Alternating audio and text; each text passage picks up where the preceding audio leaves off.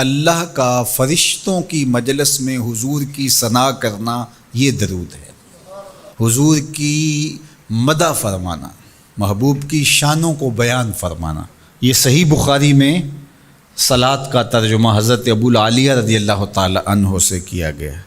تو پھر درود کا مفہوم بہت وسیع ہے، حضور کی مدح و توصیف، حضور کے حسن کا بیان، حضور کے خصائل کا عنوان، آقا کریم کے شمائل کا تذکرہ، حضور علیہ السلام کے فضائل کی باتیں، حضور کی عظمتوں کا عنوان، یہ سب کچھ درود کے زمرے میں آتا ہے۔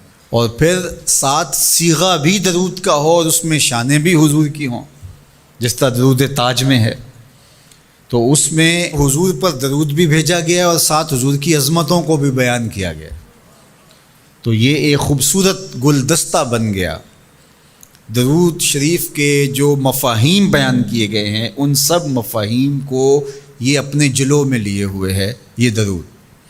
تو کثرت کے ساتھ حضور علیہ السلام پر درود پڑھنے کی تلقین فرمائی گئی۔ حضرت ابی بن کعب رضی اللہ تعالیٰ عنہ فرماتے ہیں کہ آقا کریم نے ترغیب دی درود شریف پڑھنے کی، باقی امور اور عبادت، ذکر فکر تو میں نے عرض کی، ارشاد فرمائے کہ میں آپ پر کس مقدار میں درود پڑھوں، کتنا وقت، کتنا درود پڑھوں؟ تو آقا کریم نے فرمایا ما شئت، جتنا تم چاہو۔ فرماتے ہیں میں نے کہا میں چوتھا حصہ درود پڑھوں گا، باقی 3 حصے دیگر عبادات اور دیگر وظائف اذکار بجا لاؤں گا۔ فرمایا جس طرح تم چاہو، جو تمہاری مرضی، لیکن اگر درود کی مقدار کو بڑھا دو تو تمہارے لیے بہتر ہوگا۔ تو میں نے کہا النصف، میں آدھا وقت درود پڑھا کروں گا اور باقی چیزیں باقی آدھے وقت میں کروں گا۔ فرمایا جس طرح تم چاہو، لیکن اگر درود کی مقدار کو بڑھا دو تو تمہارے لیے بہتر ہوگا۔ میں نے کہا کہ حضور میں 2 حصے درود پڑھوں گا اور 1 حصہ باقی وظائف اوراد بجا لاؤں گا۔ فرمایا جیسے تمہارا دل چاہے، لیکن اگر تم درود کی مقدار کو بڑھا دو تو تمہارے لیے بہتر ہوگا۔ فرماتے ہیں میں نے کہا حضور میں پڑھوں گا ہی درود، سارا وقت میں آپ پہ درود ہی پڑھتا رہوں گا۔ فرمایا پھر تمہارے سارے دکھ، تکلیف، اذیتیں، پریشانیاں، اس کے لیے یہ درود کفایت کرے گا اور تمہارے گناہوں کی مغفرت فرما دی جائے گی۔ تمہاری پریشانیاں، تمہاری اذیتیں، تمہارے دکھ، دور موجود میں لفظ بولا جاتا ہے ٹینشن، تمہاری ساری ٹینشن، تمہارے سارے معاملات حیات کی بے ترتیبیاں، پریشانیاں، دکھ، اذیتیں، سب کچھ ختم ہو جائے گا۔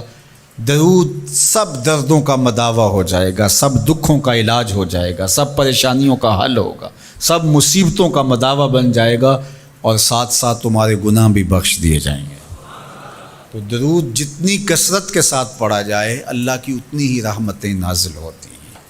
تو باقی وظیفے، باقی اوراد وہ بھی فضل و شرف والے ہیں، لیکن حضور نے فرمایا کہ پھر تمہارے لیے درود ہی کافی ہو جائے گا۔ اللہ اکبر۔ فرمایا جو میرے اوپر 1 مرتبہ درود بھیجتا ہے اللہ اس پر 10 رحمتوں کا نزول فرماتا ہے۔ اور ایک حدیث میں آیا جو 1 مرتبہ میرے اوپر درود بھیجتا ہے اللہ اس کے 10 گناہ معاف کرتا ہے، 10 درجے بلند کرتا ہے اور 10 رحمتوں کا نزول فرماتا ہے۔ تو درود پڑھا حضور پہ کام اپنا بن رہا ہے۔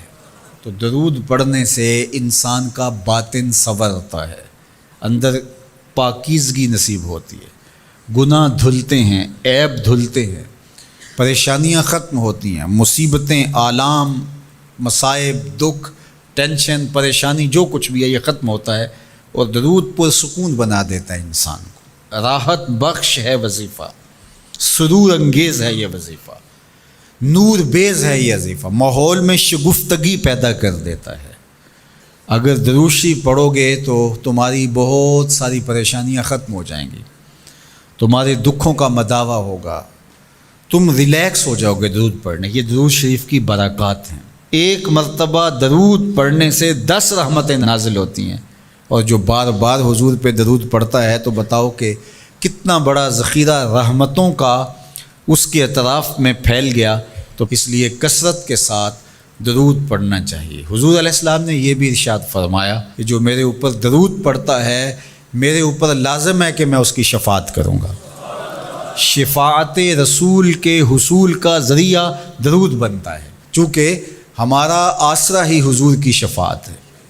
وہ دامن شفاعت کھولیں گے تو ہم گناہ گاروں کا کام بنے گا، اور وہ نصیب کیسے ہوگی حضور علیہ السلام کی شفاعت؟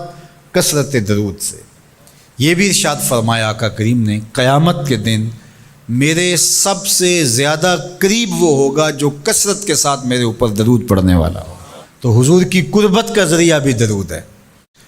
کون سا مومن ہوگا جس کو حضور کے دیدار کا شوق نہیں ہے؟ کثرت درود کی برکت یہ ہے کہ حضور کا دیدار نصیب ہوتا ہے۔